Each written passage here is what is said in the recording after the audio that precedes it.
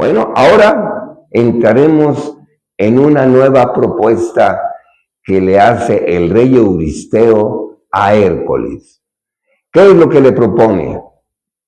Lo que tiene que hacer es capturar a las 4 yeguas del rey Diomedes en Tracia, precisamente al norte del mar Egeo, allí donde está el pueblo de los Bistones. Y este jerarca, este monarca, tiene en sus establos 4 yeguas que son importantes.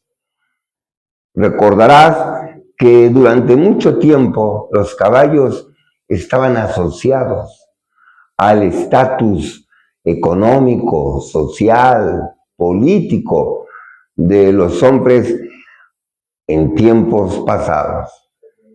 ¿Quién no conoce el caballo de Don Quijote? A ver, ¿cómo se llamaba el caballo del ingenioso hidalgo Don Quijote de la Mancha? Acuérdate.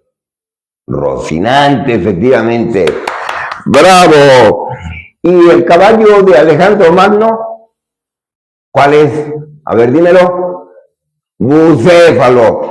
Bien dicho, bien contestado. Son nombres de equinos sobresalientes en la historia de la humanidad. Los caballos han sido parte de la historia de la humanidad. ¿Y te acuerdas de Atila, el azote de Dios? Su caballo se llamaba Otar, efectivamente. Y el de Napoleón Bonaparte, tenía varios, pero el sobresaliente, el que estaba a la cabeza, ¿cuál era? Te escucho, más fuerte. Exacto, Marengo. Marengo era el nombre del caballo. Y así existe el nombre de Felipe. Felipe viene de Filos, amigo, hipos, caballo. El nombre de Felipe, de Felipa, el que es amigo de los caballos. Pero es que es importante en aquella época quien se llamaba Felipe, porque tenía una vida asociada a los equinos. Bueno, en la historia de Hércules se presentan cuatro importantes yeguas que existe un cronista antiguo, Higino, que gracias a él podemos saber cuál era el nombre de las 4 yeguas. Era Podargo, Lampón, Janto y Deino. Estas 4 yeguas son memoriales en la vida de Hércules, que tuvo que trabajar psicológica, emocionalmente con ellas. ¿Qué querrá decir? Bueno, estas yeguas eran caníbales, carnívoras de seres humanos. Y todos aquellos viajeros que circulaban por Tracia, es bueno tener un atlas antiguo. A quien le gusta la historia antigua, mira, traigo aquí mi gorro, aquí traigo mi gorro de Genio Digital. A quien le gusta la mitología, tiene que tener necesariamente en los anaqueles de su librero, en su biblioteca es imprescindible un atlas del mundo antiguo, para ubicar precisamente a Tracia. Está al norte del mar Egeo, allí por donde encontramos, por ejemplo, la entrada de los Dardanelos, ¿no? Hacia el noroeste de Troya, ahí vamos a encontrar Tracia. En esa región estaba Diomedes, que era hijo del dios Marte. Marte, el dios de la guerra, quien estaba formado desde pequeño, pues precisamente en los conflictos, en la violencia, en los asuntos bélicos. Entonces era un personaje que tenía una especialidad totalmente marcial. Y debemos traducirlo a la luz de la historia, decodificando la mitología, que en esa zona los pueblos adoraban al dios Marte, los Bistones, y que en Eleusis a quien adoraban era a Dionisio, ¿no? Y en diferentes regiones, en Atenas, ¿a quién se adoraba? A Palas Atenea. En Olimpia, ¿a quién se adoraba? A Zeus. No quiere decir que eran pueblos politeístas, eran monoteístas, solamente que respetaban las creencias de toda esa confederación de estados. No se obligaba a nadie a que fuera una réplica de otra zona. Cada zona tenía sus deidades. Claro, cuando se ve todo el contorno, pues como que hay muchos dioses, pero es que eran diferentes dioses o diosas según la zona. Entonces en Tracia, quien era el santo patrón, diríamos ahora, el dios regulador, era el dios Marte. Y al ser el dios Marte, pues era una zona de guerreros. Como vimos, las Amazonas, me salté la jornada de cuando va por el cinturón de Hipólita, o sí lo mencioné, el cinturón de Hipólita, que es el encuentro con un pueblo de Amazonas. Entonces, ahí también en esa zona, donde está el Mar Negro, donde están los Dardanelos, el Bósforo, toda esa región era regulada por Marte. Entonces, allá se tiene que ir el gran Hércules, y el propósito era traer esas 4 yeguas para llevarlas a Micenas, a donde moraba el palacio de Euristeo. Y zarpa con una embarcación en donde su escudero es Abdero. Abdero, hijo de Hermes, el dios de los comerciantes, que ahora si vamos a los locales de mercados municipales, vamos a pequeños comercios, podemos ver a Cristóbal, San Cristóbal Caballero. Bueno, en aquella época, el santo patrón de los comerciantes era precisamente Hermes, y su hijo era Abdero de Oponte. Abdero de Oponte. Bueno, va con él, como en otras jornadas iba Iolao, ¿te acuerdas? Bueno, ahora fue Abdero. Y es importante, hago hincapié, porque a lo largo de la narración vamos a ver que se queda el nombre de una ciudad allá cerca de la costa, que Hércules crea la ciudad de Abdera en honor precisamente de Abdero, su escudero. Al llegar allí, llegan todos aquellos que acompañan a Hércules y se aproximan al reino de Diomedes.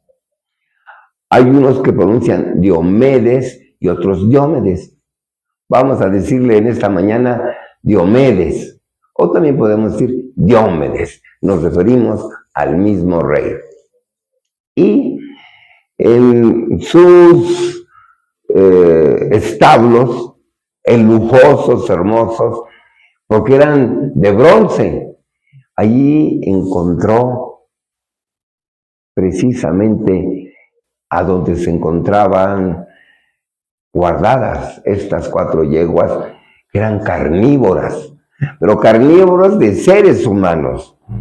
Quienes llegaban allí tenían que tener cuidado, por eso los capataces, los pastores, quienes cuidaban, tenían que ser fieros guerreros, porque estas yeguas precisamente comían carne humana. Al llegar Hércules, inmediatamente se percató de que olía a muerte, a sufrimiento humano. Había un olor característico que era el hedor de la descomposición de la carne humana.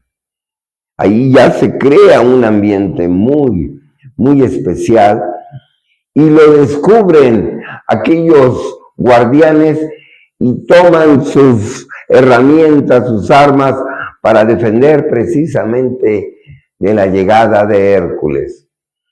Sin mayor esfuerzo, pues Hércules está preparado en artes marciales, en el pugilato que ahora llamamos boxeo, y pues desarma y deja inconscientes tirados a los guardianes, pero las cadenas con que están totalmente aprisionados, vinculados las yeguas, son gruesas, tan gruesas como pues, un brazo y metálicas.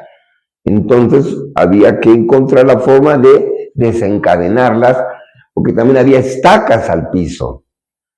Y las fue jalando y las fue llevando, y le fueron a avisar al rey Diomedes. Inmediatamente, pues fue por sus guardias, por sus soldados, y el ejército de los Bistones salieron al rescate de las yeguas que se estaba llevando precisamente las fuerzas de Hércules. Y Hércules no podía estar en ambas partes, o las guiaba a la embarcación para llegar a la playa, o enfrentaba al ejército. Y le dijo a su escudero Abdero: encárgate de ellas, ten cuidado porque son carnívoras, y yo me voy a encargar del ejército. Hércules, preparado precisamente para la guerra, para los enfrentamientos, parece que estaba hecho. Era la formación de combatir, de luchar. Así ese es el enfoque psicológico. Hay que ser unos guerreros de las vicisitudes, de los problemas, de los obstáculos, de los contratiempos, de los sinsabores, de las amarguras.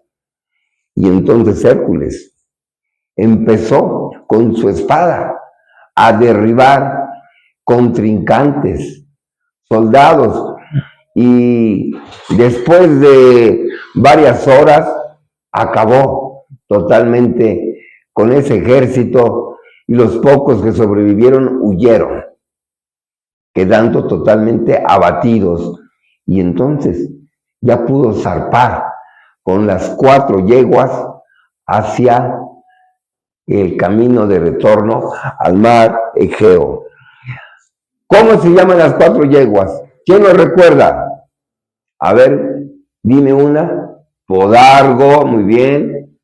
Otra, Lampón, Deino, Janto. Esos son 4 nombres que Higino, ese cronista, las bautizó con ese nombre. Así como otros grandes personajes ilustres han bautizado a sus caballos. Bueno, llevándolo esto a la vida cotidiana, a ti, a mí, a nuestros amigos aquí presentes, ¿quiénes son las yeguas? ¿Y qué representa Hércules en esta aventura? Hércules eres tú, sí, tú que me estás escuchando. Dentro de ti hay un héroe, una heroína que se va a enfrentar precisamente a las vicisitudes de la adversidad, que la diosa Hera está ahí maquinando para que en la mañana tú quieres estar bien, ser feliz, pero al ratito te borra la sonrisa y empiezan a derraparse, a caer precisamente, a fruncir el ceño, a apretar la mandíbula, a cerrar el puño, y se estresa el cuerpo.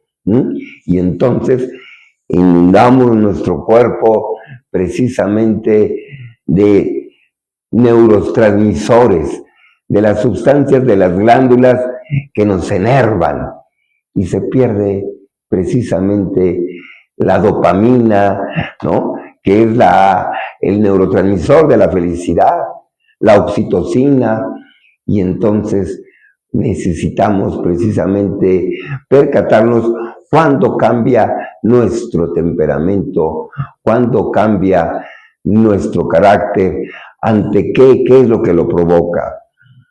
En la antigüedad, los números tenían una importancia especial en la cultura. Por ejemplo, se veía que la Tierra, al dar la vuelta al Sol, lo hace en 4 etapas que llamamos estaciones: primavera, verano, otoño e invierno, ¿no? En 4 etapas se cubre ese año.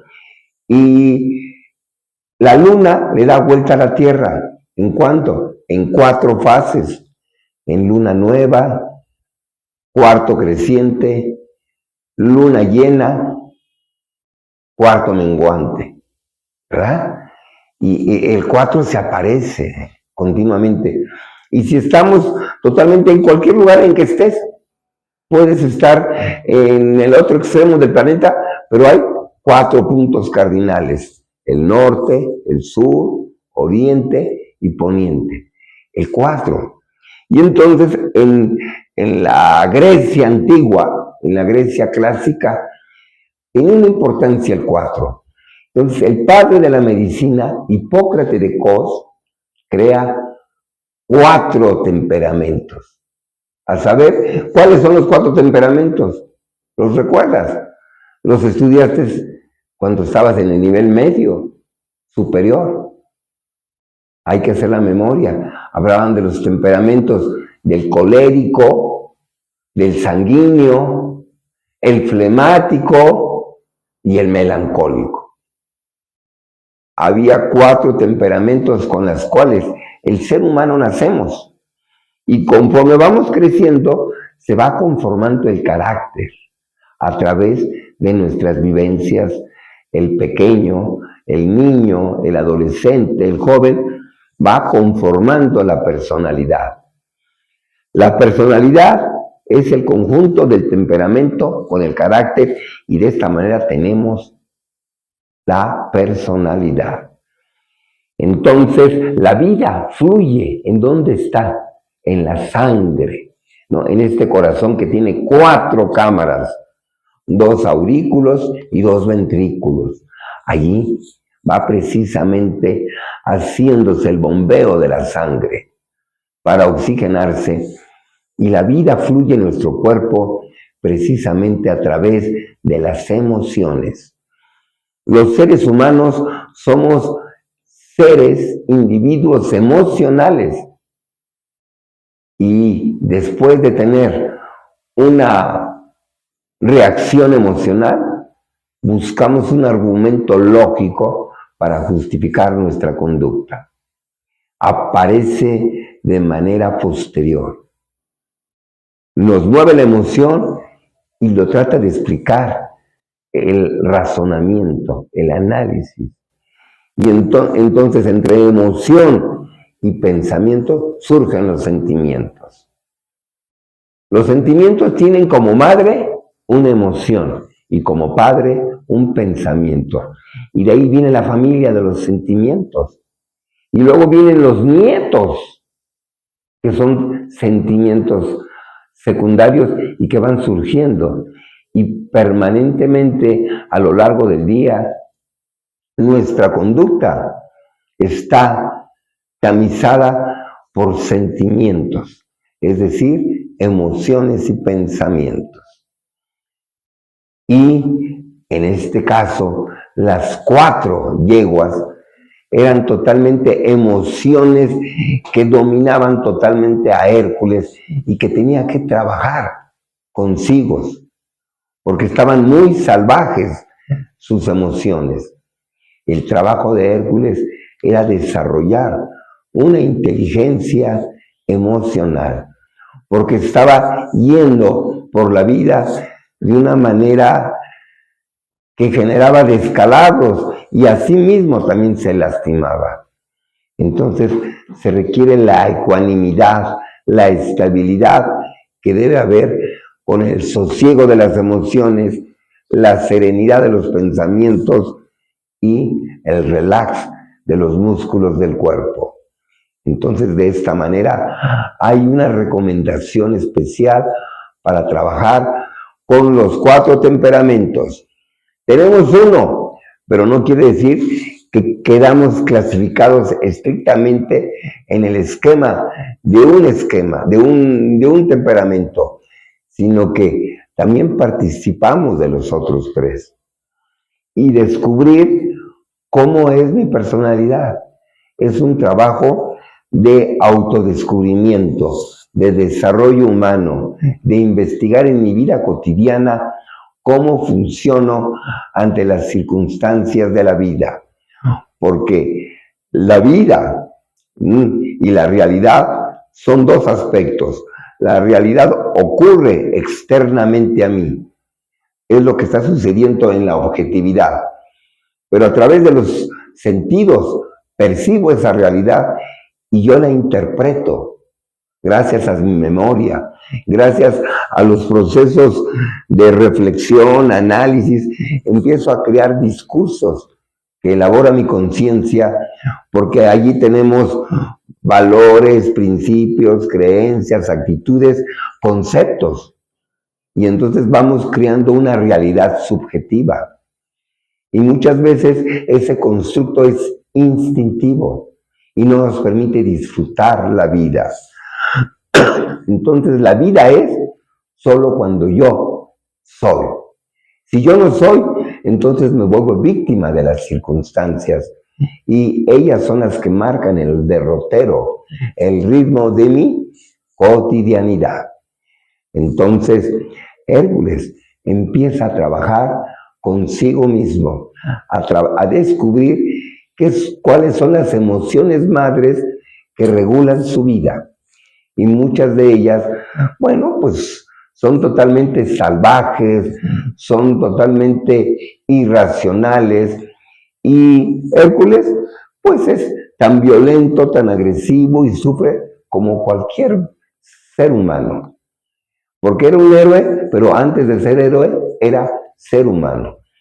El camino del héroe es descubrir que en mi humanidad hay la posibilidad de tener longevidad con calidad humana, poder alcanzar la excelsitud de las delicias de la vida. Para disfrutar de la vida, tengo que aprender las reglas del juego de vivir. Si yo no sé cómo se practica un deporte, el fútbol, pues, ¿cómo voy a jugarlo? Ando peloteando, pero para jugar fútbol hay reglas. O si juegas ajedrez, ¿cómo vas a mover las piezas? Tienes que aprender cómo se juega ajedrez para vivir, para jugar ajedrez. Bueno, para jugar la vida hay que aprender las reglas de este juego, para no lastimar a nuestros seres queridos, para alcanzar calidad de nuestra vida, ¿no? Hay padres que comentan que a sus hijos no les dicen, yo no quiero que seas exitoso ni triunfador, a mí me importa más que seas feliz. Más que volverte productivo, ten principios de vida. Ten ideales, causas que le den sentido a tu existencia. Bueno, es una visión de cómo algunos padres educan a sus hijos. Entonces, alcanzar precisamente la realización de la individualidad es a través del autoconocimiento, a través de desarrollar precisamente con la corza de Sirenia, ¿no? Para los que no han visto, te recomiendo que veas el trabajo número 4 de Hércules. Después de combatir a la hidra de Lerna, fue a la captura del Cervatillo, ¿no? De Sirenia. Y ahí precisamente decimos cómo estar en el aquí y en el ahora para descubrirme y sorprenderme cuáles son las características que conforman mi personalidad. A través de descubrirme cómo pienso, cómo siento, cómo hablo, cómo actúo, puedo ir mejorando y puliendo esos aspectos de las máscaras de la personalidad, ¿no? Personalidad quiere decir, viene de persona. Persona es máscara. En la antigüedad del teatro griego, los actores se ponían una máscara y se volvían un cordero, cambiaban de máscara y eran una princesa, y ese mismo actor se volvía un mendigo, un rey, cambiaba. Entonces los personajes cambiaban sus parlamentos y los diálogos precisamente intercambiándose máscaras. Y la psicología toma precisamente de ese hecho que en el ser humano a lo largo de nuestro día nos estamos poniendo máscaras. Observa que permanentemente cambiamos, permanentemente somos diferentes. Y entonces descubrir quién soy a lo largo del día es percatarme de mis máscaras y darme cuenta que en qué temperamento estoy. Y que esa yegua de Diomedes quedaron mansas, quedaron domesticadas, porque se volvieron serenas, tranquilas. Y entonces agarrar la apacibilidad, lo que llamaban en la antigua Grecia la ataraxia, la imperturbabilidad del ser, dominando a las yeguas del rey Diomedes. Mis amigos, el dios Cronos se comió a sus hijos, y Cronos ahora se ha comido el programa en el cual estamos, Ecos de la Historia. Ecos de la Historia, en donde nuestro símbolo es precisamente Heródoto. Antes, en los trabajos de Hércules, andamos como rompecabezas buscando aquí y allá, pero ya se sistematiza la historia con Heródoto o Heródoto. Unos lo pronuncian de una manera, otros de otra, pero nos referimos al mismo personaje. Y nos vemos para el siguiente programa en el 10º trabajo, que va a ser la captura del ganado de Gerión. Y entonces vamos a ver qué significa que Hércules captura el ganado de Gerión. Cada vez se aleja más de Grecia. Ahorita ya está en Tracia. Y en el anterior, te acordarás que con el de Hipólita se fue hasta Ucrania. Bueno, pues ahora vamos a ver hasta dónde se va. Se va hasta la parte occidental. Pero eso ya lo narraremos en el próximo programa. Y feliz 2025. Y un nuevo y lleno de proyectos. Cierra círculos y abre nuevos para 2026. Felicidades. Y arriba Berchi a todos los amigos de Ecos de la Historia.